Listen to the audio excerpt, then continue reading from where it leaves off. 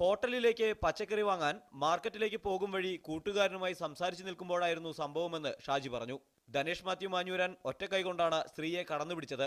ഇത് സംബന്ധിച്ച് ഷാജി പോലീസിന് മൊഴി നൽകി. അന്ന് ആ സ്ഥലത്ത് ഞങ്ങൾ അവിടെ ഒരു 10-15 മിനിറ്റ് എൻ്റെ ഒരു സുഹൃത്തുണ്ടായിരുന്നു, ബെന്നി എന്ന് പറയുന്ന സുഹൃത്തുണ്ടായിരുന്നു. ഞങ്ങൾ ഒരുമിച്ച് അവിടെ നിന്ന് സംസാരിച്ചുകൊണ്ടിരിക്കുകയായിരുന്നു. ഇരിക്കുന്ന സമയത്താണ് ഈ പറഞ്ഞ പേരെനിക്കറിയില്ല കറക്റ്റ്, ഈ പറഞ്ഞ ആൾ ഈ പെൺകുട്ടിയെ കയറി വട്ടം കയറി പിടിച്ചു. ഒരു കൈ കൊണ്ടാണ് കയറി പിടിച്ചത്. പിടിച്ചു കഴിഞ്ഞപ്പോൾ തന്നെ ഈ പെണ്ണ് ഒച്ച ആയി കഴിഞ്ഞപ്പോൾ ഇദ്ദേഹം ട്രെയിൻ ടീയുടെ അകത്തോടി ഓടി രക്ഷപ്പെട്ടു. അപ്പോൾ എൻ്റെ കൂട്ടത്തിൽ ഉണ്ടായിരുന്ന അവൻ ഓടി ട്രെയിൻ ടീയുടെ വാതിൽക്ക് വരെ ചെന്നു. അപ്പോൾ നേരെ അകത്തേക്ക് എൻട്രൻസ് ഉണ്ട്, അങ്ങോട്ട് ഓടി. അപ്പോൾ അവിടെ ഉണ്ടായിരുന്ന ആൾക്കാരെല്ലാം കൂടി ഇദ്ദേഹത്തെ ഫോളോ അപ്പ് ചെയ്തു. സ്ത്രീ ഒച്ച വെച്ചതോടെ പ്രതി അടുത്തുള്ള കെട്ടിടത്തിനുള്ളിലേക്ക് ഓടിക്കയറി. അവിടെ നിന്ന് ഓട്ടോക്കാരും മറ്റുമാണ് പ്രതിയെ പിടികൂടിയത്.